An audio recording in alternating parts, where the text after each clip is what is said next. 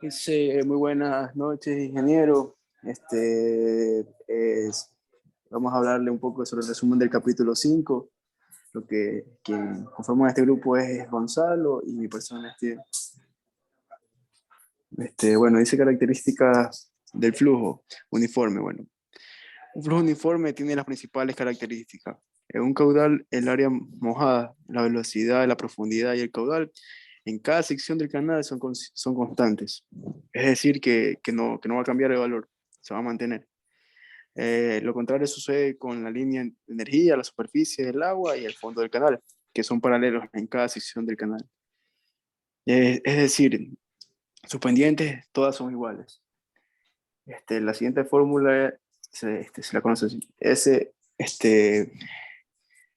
sub F igual a SW igual a SO igual a S, que es donde S sub F es la pendiente de la línea de energía y SW es la pendiente.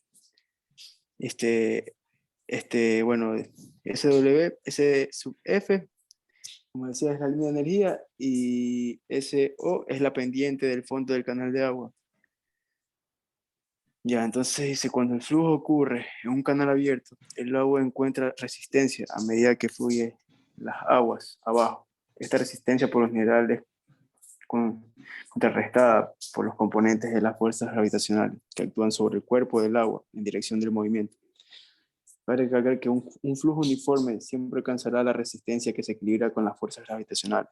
La profundidad del flujo uniforme se conoce como profundidad normal. Sí. Como podemos ver en el gráfico, ahí podemos ver lo que es el fondo del canal, la superficie del agua, la línea de energía, la pendiente, que ahí nos podemos entender mejor lo que es la parte teórica gracias al gráfico. La mayor parte de las ecuaciones prácticas de flujo uniforme se expresan de la siguiente forma. V igual a C, R a la X, S a la Y, donde V es la velocidad media, R es el radio hidráulico y S es la pendiente de la línea de energía. X y Y son exponentes y C es un factor de resistencia al flujo, el cual varía con la velocidad media. El radio hidráulico, la rugosidad del canal, la viscosidad y muchos otros factores que se presentan ahí mediante en un canal. Con el tiempo se ha desarrollado un sinnúmero de ecuaciones prácticas, es decir, de un flujo uniforme. Una de ellas son las ecuaciones de Chesi y la de Manning, que las cuales son muy reconocidas y usadas en la actualidad. La ecuación de Chesi fue la primera ecuación de flujo uniforme, que se la nombró con el nombre de Chesi. En ese entonces la ecuación era V igual C raíz cuadrada de R por S, donde V es la velocidad media, R es el radio hidráulico, S es la línea de energía y C es un factor de la resistencia del flujo, también conocido como C de Chesi. La ecuación de Chesi puede formarse a partir de dos superficies. La primera fue creada por Chesi, en la cual establece que la fuerza que resiste el flujo por unidad de área del lecho de corriente es proporcional al cuadrado de la velocidad. En la segunda suposición se cree que fue planteada por Brans en 1754, en la cual se establece que un flujo uniforme, la componente efectiva de la fuerza gravitacional que causa el flujo debe ser igual a la fuerza total de resistencia. Debido a ambas posiciones, se llegó a expresar de la siguiente forma la ecuación de Chesi, que hoy en día se la conoce. V igual raíz cuadrada de W sobre R por A sobre P.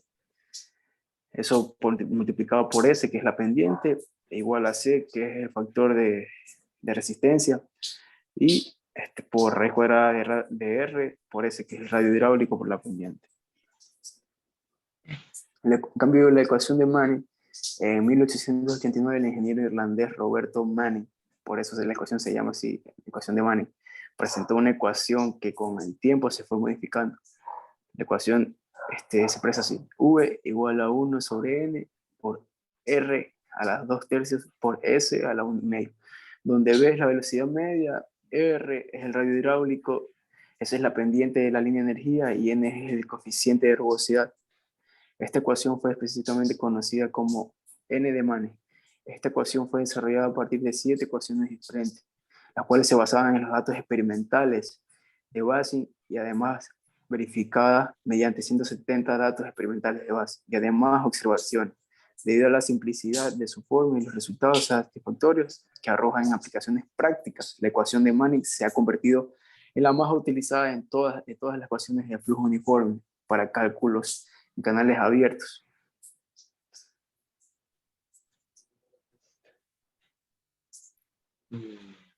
Vamos a presenciar la tabla del coeficiente de reducido de Manning que lo encontramos en el capítulo 5.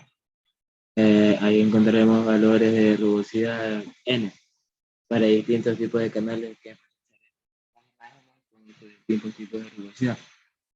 Vamos a diferenciar que en los diferentes tipos de canales se presentarán diferentes escenarios donde van a alterar el flujo del canal.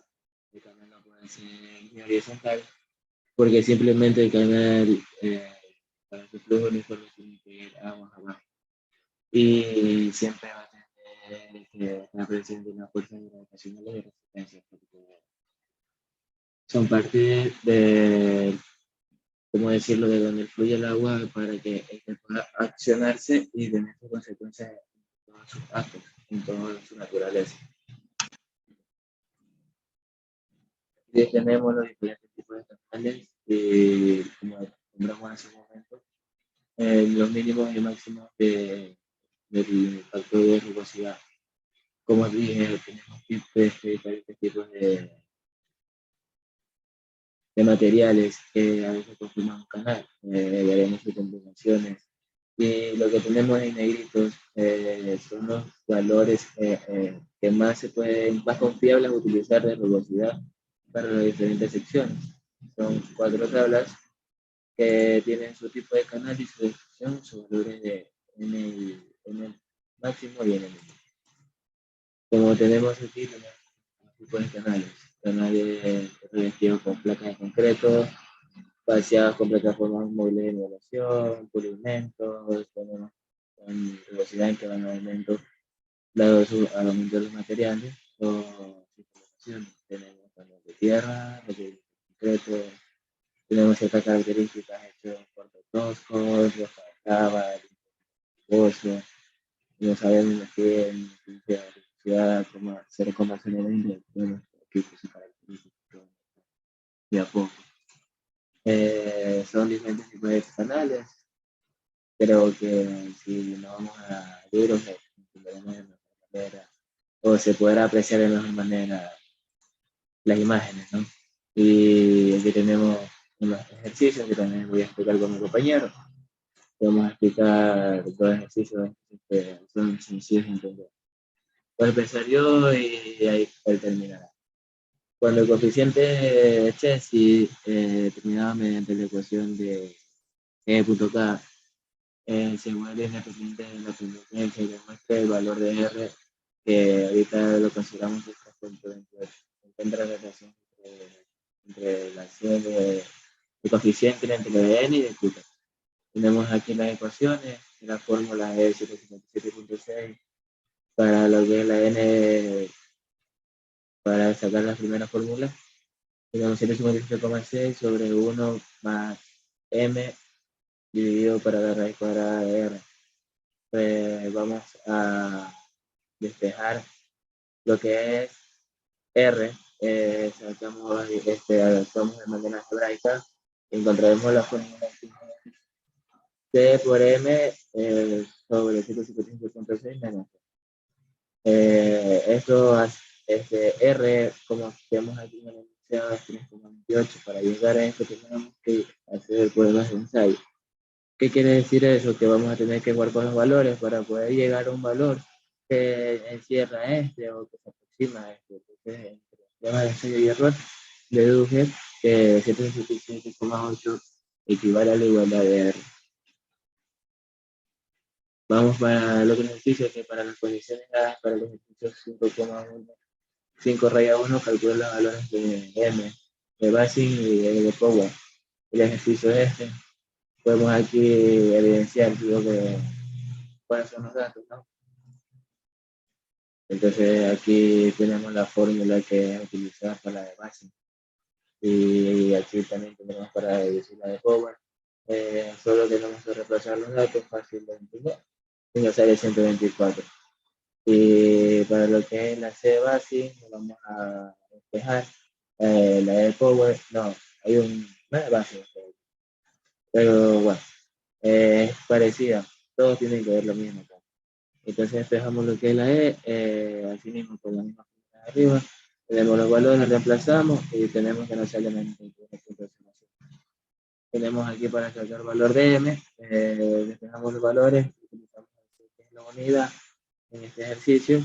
Tenemos reemplazado 4,10 que es el valor de R y hacemos los partidos respectivos y sacamos el valor de 0,54.